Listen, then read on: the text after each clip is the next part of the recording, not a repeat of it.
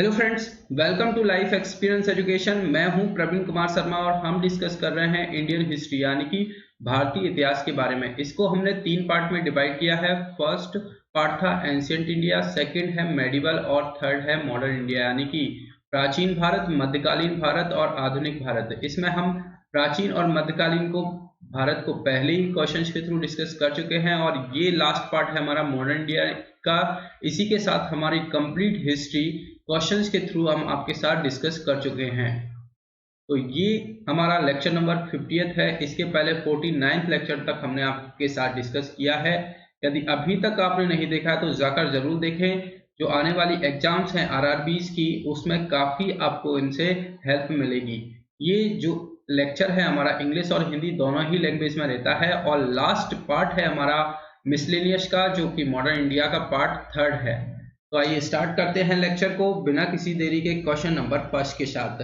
Who among the following Englishmen first translate Bhagavad Gita into English? यानी कि निम्नलिखित अंग्रेजों में से किसने पहले भगवत गीता का अंग्रेजी में अनुवाद किया था? सबसे पहले भगवत गीता का इंग्लिश पर ट्रांसलेशन करने वाला कौन है इंग्लिश में? तो ये हैं चार्ल्स विल्किंस, यानी कि बी इस क्वेश्चन का है करेक्ट आंसर। इंपॉर्टेंट है। नेक्स्ट क्वेश्चन की तरफ बढ़ते हैं। नेक्स्ट क्वेश्चन है which of the following pairs is not correctly matched? यानी कि निम्नलिखित में से कौन सा जोड़ा सही ढंग से मेल नहीं खाता है? तो सबसे पहले है पिट्स इंडिया एक्ट, जो कि बैरन हेस्टिंग्स के साथ मेल खाता है। बैरन हेस्टिंग कौन है, इनके बारे में भी हम जान लेते हैं। ये रहते हैं 1774 से 85 तक। बात करें तो अबॉलिश किया था इन्होंने ड्वेल सिस्टम को। ड्वेल सिस्टम को इन्होंने हटाया था और इनका मानना क्या था, इसने कहा सब कुछ हम ही रखेंगे, हम ही करेंगे, किसी को अपॉइंट नहीं करेंगे और सारा पैसा हम ही खाएंगे। ये था इनका मानना और इस कारण से बाद में ब्रिटिशर्स के द्वारा इनको पनिश भी किया गया था। साथ ही में इन्होंने एक एशियाटिक सोसाइटी एशियाटिक सोसाइटी बनाई थी। कहां पर? बंगाल में। और किसकी मदद से? विलियम जोन्स की मदद से इन 1784। साथ ही में इम्पीचमेंट, जो कि पहला बंदा था जिसको ब्रिटिश गवर्नमेंट ने हटाया था। इसके पहले अपना कार्यकाल पूरा करके जाते थे सभी। ये पहला बंदा था बैरन हेस्टिंग, जिसको कि ब्रिटिश गवर्नमेंट ने हटाया था। साथ ही में बात करें तो एक काम इन्होंने ये भी किया था, गीता को इंग्लिश में ट्रांसलेट किया था बाय चार्ल्स विल्किंस की मदद से। अभी हमने बात की है क्वेश्चन नंबर फर्स्ट से, इनके द्वारा ही करवाया गया था। गीता को, भगवत गीता को ट्रांसलेट कराया गया था इंग्लिश में बाय इसके द्वारा, चार्ल्स विल्किंस के द्वारा। साथ ही में बैरन हेस्टिंग है, इसका इंट्रोडक्टरी पार्ट इनके द्वारा लिखा गया था और इन्होंने ट्रांसलेट किसके से कराया था? चार्ल्स विल्किंस से।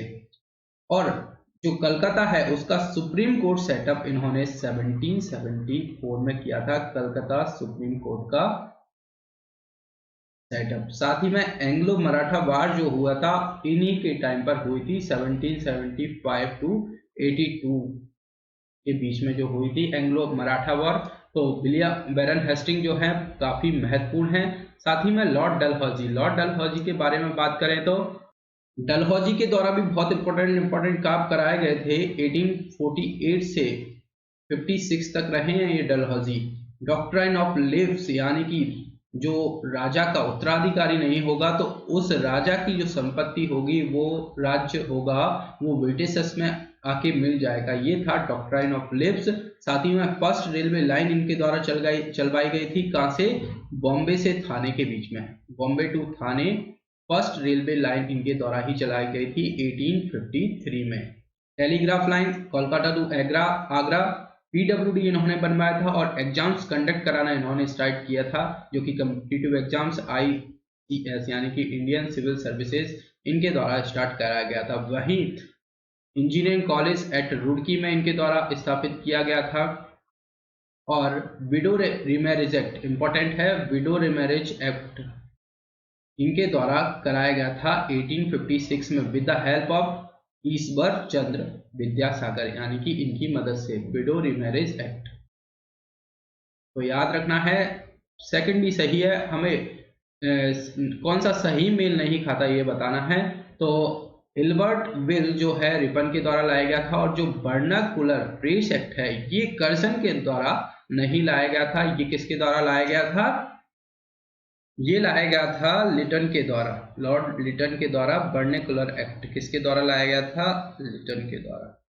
1876 से 80 तक ये रहते हैं, और इनके द्वारा लाया गया था वर्नाकुलर प्रेस एक्ट, यानी कि जो न्यूज़पेपर होंगे, जो न्यूज़पेपर होंगे वो राइट अगेंस्ट गवर्नमेंट, यानी कि कुछ भी गवर्नमेंट के खिलाफ लिखने का इनको अधिकार नहीं था। यदि ऐसा करते हुए पाए गए तो इनको सीधा अरेस्ट किया जाएगा और सजा दी जाएगी। तो ये था, जो लोकल न्यूज़पेपर होंगे वो गवर्नमेंट के खिलाफ कुछ भी नहीं लिख सकते हैं। तो सी करेक्ट आंसर हो जाता है इस तरह से। और साथ ही में हम रिपन के बारे में भी बात कर लेते हैं। रिपन इनके बाद आते हैं जो कि इसको हटा देते हैं, किसको? वर्नाकुलर प्रेस एक्ट को। और साथ ही में इनको एक उपाधि दी जाती है अकबर, अकबर की तरह इनको माना जाता है, अकबर इनको कहा जाता है। और फर्स्ट कंप्लीट सेंसस बहुत ही इंपॉर्टेंट है, इनके द्वारा ही कराया गया था। कब? 1881 में फर्स्ट कंप्लीट सेशन इनके द्वारा कराया गया था। और साथ ही में लाया गया था first factory act against child labour, इसके खिलाफ भी एक रेजोल्यूशन लाए थे। और इनको सेल्फ गवर्नमेंट का फादर भी कहा जाता है। लॉर्ड रिपन जो हैं इनको फादर ऑफ सेल्फ गवर्नमेंट कहा जाता है, फादर ऑफ सेल्फ गवर्नमेंट इनको कहा जाता है। तो सी इस क्वेश्चन का है करेक्ट आंसर। काफी इंपॉर्टेंट सेशन था ये चारों ही काफी इंपॉर्टेंट है, आपको याद रखना है। सी है करेक्ट आंसर। नेक्स्ट क्वेश्चन की तरफ बढ़ते हैं। लिस्ट 1 और 2 दी गई है, साथ ही में उनसे रिलेटेड आपको उनकी उपाधि बताना है। डॉक्ट्राइन ऑफ लिव्स अभी बात की है, ए का हो जाएगा थर्ड, डलहौजी के द्वारा लाया गया था। Partition of Bengal, dual government in Bengal और सोशल रिफॉर्म्स, ये सारे आपको मैच करना है। तो पार्टीशन ऑफ बंगाल कराया गया था लॉर्ड कर्जन के द्वारा, तो फर्स्ट हो जाएगा। ए का हो गया थर्ड, ए का थर्ड है lord Dalhousie, doctrine of lapse. और पार्टीशन ऑफ बंगाल कराया गया है किसके द्वारा? कर्जन के द्वारा। और dual government in Bengal, Bengal में दोहरी शासन प्रणाली किसके द्वारा? लॉर्ड क्लाइव के द्वारा लाई गई थी। और सोशल रिफॉर्म्स किसके द्वारा? विलियम बेंटिक के द्वारा। तो यानी कि 3124 इसका करेक्ट आंसर है। सी हो जाएगा इस तरह से इसका करेक्ट आंसर। हमने इनके बारे में भी ऑलरेडी बात कर चुके हैं, हमारे काफी सेशन इनसे डिस्कस हुए हैं। जो लॉर्ड रॉबर्ट क्लाइव हैं, इन्होंने डुअल गवर्नमेंट इन बंगाल चलाया था, और इसको दो पार्ट में किस तरह से बांटा था? एक निजामत होगा और सेकंड क्या होगा? दीवानी। ये उपाधियां इन्होंने रखी थी। और अपॉइंट करेंगे डिप्टी दीवान्स को, जिसमें कि बंगाल के बारे में बात करें तो मोहम्मद राजा थे, और वहीं बिहार की बात करें तो राजा सिताब रॉय थे। तो ये आपको इससे रिलेटेड याद रखना है। लॉर्ड डलहौजी के बारे में हम बात कर ही चुके हैं। विलियम बेंटिक आते हैं 1828 टू 35 के बीच। इनके द्वारा अबॉलिशन ऑफ सती जो कि सती प्रथा हटाया गया था, इनके द्वारा ही हटाया गया था विद द हेल्प ऑफ राजा राम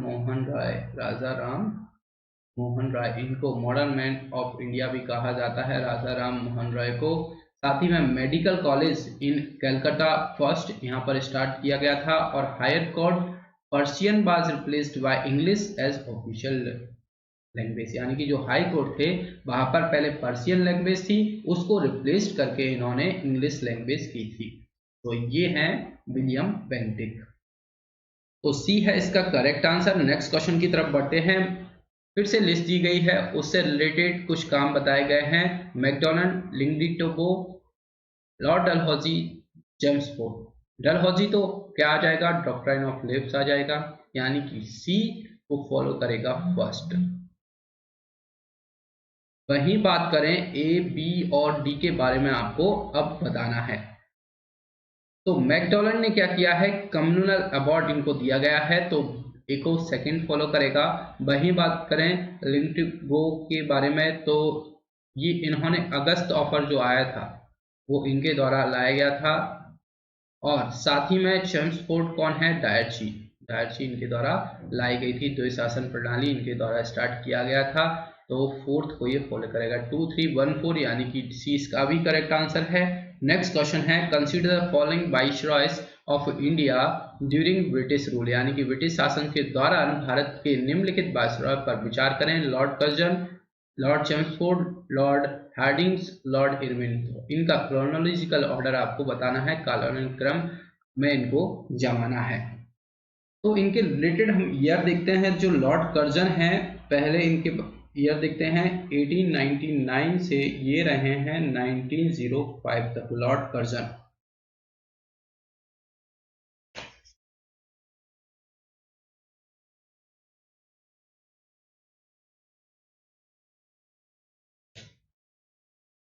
और इनके ही द्वारा 1905 में सबसे इंपॉर्टेंट बंगाल पार्टीशन, बंगाल का विभाजन इनके द्वारा ही करवाया गया था। फिर इनके तुरंत बाद कौन आता है? तुरंत बाद लॉर्ड मिंटो आते हैं द्वितीय, जो कि 1905 से 1910 तक रहते हैं। फिर आते हैं लॉर्ड हार्डिंग्स द्वितीय, और ये कब से कब तक? 1910 से 1916 तक रहते हैं, 1916 तक। और इसके समय में ब्रिटेन के राजा जो जॉर्ज पंचम भारत आए और 12 दिसंबर 1911 में दिल्ली में एक भव्य दरबार का आयोजन हुआ था यहाँ पर इनके ही कार्यकाल में। साथ ही में इनके समय में प्रथम विश्व युद्ध प्रारंभ हुआ था 1914, 28 जुलाई 1914 को, तो ये भी आपको याद रखना है। और लॉर्ड हार्डिंग्स को बनारस हिंदू विश्वविद्यालय का कुलाधिपति नियुक्त किया गया था। तो लॉर्ड हार्डिंग्स हो गए। उसके बाद आते हैं लॉर्ड चेम्सफोर्ड, जो कि 1916 से लेकर 1921 तक रहते हैं। और जो कांग्रेस के लखनऊ अधिवेशन 1916 में कांग्रेस का एकीकरण हुआ एवं मुस्लिम लीग के साथ समझौता हुआ। साथ ही में इनके कार्यकाल में क्या होता है? 1916 में पूना में महिला विश्वविद्यालय की स्थापना हुई, और इसके काल में 1917 में शिक्षा पर सैडलर आयोग का गठन होता है। और इन्हीं के काल में रौलक एक्ट भी आया था, रौलक एक्ट भी आया था। जो जलियांवाला बाग मस्करे होता है, हत्याकांड होता है, नरसंहार होता है, इन्हीं के टाइम पर कब हुआ था? 13 अप्रैल 1919 ईस्वी में ये होता है। तो आपको ये भी याद रखना है, 13 अप्रैल 1919 में। उसके बाद आते हैं कौन? Lord Irwin. लॉर्ड इरविन, इनके तुरंत बाद तो कौन आता है? लॉर्ड चेम्सफोर्ड के बाद लॉर्ड रेडिंग्स आते हैं, और फिर आते हैं लॉर्ड इरविन आते हैं 1926 से लेकर 1931 तक। और इन्हीं के काल पर आया था साइमन कमीशन। साइमन कमीशन आया था लॉर्ड इरविन के समय में, बंबई पहुंचा था, और लाला लाजपत राय की मृत्यु के बदले में भारतीय चरमपंथियों द्वारा दिल्ली की असेंबली हॉल में 1929 में बम फेंका गया था। साथ ही में 4 मार्च 1931 ईस्वी को गांधी इरविन समझौते पर हस्ताक्षर किया गया, और साथ ही सविनय अवज्ञा आंदोलन को स्थगित किया गया था। तो ये थे। अब क्रोनोलॉजी हम देखें तो पहले आता है लॉर्ड कर्जन, फिर आते हैं लॉर्ड हार्डिंग्स, फिर लॉर्ड चेम्सफोर्ड, और फिर आते हैं लॉर्ड इरविन। तो फर्स्ट को ये फॉलो करेगा, ए इसका है करेक्ट आंसर। नेक्स्ट क्वेश्चन है, who among the following repealed the vernacular press act, यानी कि किस निम्नलिखित में से किसने वर्नाकुलर प्रेस एक्ट को निरस्त किया था? तो किसके द्वारा निरस्त किया गया था? लॉर्ड रिपन के द्वारा इसको हटाया गया था, और लगाया किसके द्वारा था? लिटन के द्वारा। तो ये आपको याद रखना है, बी है करेक्ट आंसर। डिस्कस हम ऑलरेडी कर चुके हैं आज के लेक्चर में भी, बी है करेक्ट आंसर। नेक्स्ट क्वेश्चन है, who among the following wrote the poem Subh e Azadi, यानी कि निम्नलिखित में से किसने शुभा ए आजादी कविता लिखी है? तो ये कविता लिखी गई थी फैज अहमद फैज के द्वारा। तो बी है करेक्ट आंसर। नेक्स्ट क्वेश्चन है, Who of the following is the author of the collection of poems called Golden Threshold, यानी कि निम्नलिखित में से कौन गोल्डन थ्रेशोल्ड नामक कविताओं के संग्रह के लेखक माने जाते हैं?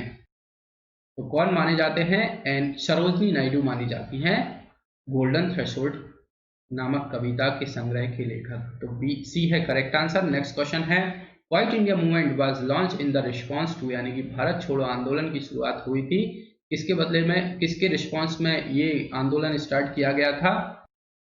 तो जो क्रिप्स प्रपोजल आया था उसके बदले में 1942 में स्टार्ट करते हैं क्वाइट इंडिया मूवमेंट यानी कि भारत छोड़ो आंदोलन।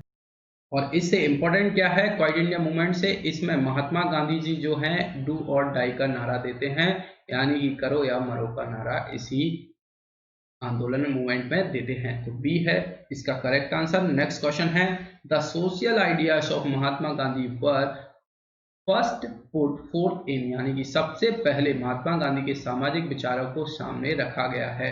तो किस में इनके विचारों को सामने रखा गया है? हिंद स्वराज में। तो ए इसका है करेक्ट आंसर। और महात्मा गांधी जी के द्वारा जो न्यूज़पेपर चलाए गए थे उनका भी नाम आपको याद रखना है। एक तो न्यूज़पेपर था क्या? यंग इंडिया एंड एक था हरिसर। ये दो न्यूज़पेपर इनके द्वारा चलाए गए थे, तो इनको भी आपको याद रखना है। ये था हमारा कंप्लीट हिस्ट्री बेस्ड क्वेश्चन थे। कंप्लीट हिस्ट्री इसमें हमने क्वेश्चंस के थ्रू कंप्लीट किया है। आपकी प्रैक्टिस के साथ जो इम्पोर्टेंट फैक्ट्स हैं उनको हम डिस्कस करते हुए चले हैं। ये आज की लेक्चर सीरीज का लास्ट क्वेश्चन था। इसी के साथ हमारी हिस्ट्री खत्म होती है, एंड होती है। तो आप जरूर देखें इसको। लेक्चर आप पसंद आए तो लाइक और शेयर जरूर कीजिए अपने फ्रेंड्स के साथ, और लाइफ एक्सपीरियंस एजुकेशन के साथ जुड़ने के लिए चैनल को सब्सक्राइब भी करिए। अगले पर हम मिलेंगे आपके साथ नए सिलेबस, नए सब्जेक्ट के साथ, नए पैटर्न के साथ, कुछ नया लेकर आपके साथ, जो कि इम्पोर्टेंट होंगे इम्पोर्टेंट क्वेश्चंस की सीरीज लेकर हम आएंगे, जो कि आपके एग्जाम पॉइंट ऑफ व्यू से इम्पोर्टेंट रहेंगे। तो इसी के साथ लेक्चर को फिनिश करते हैं। Thank you.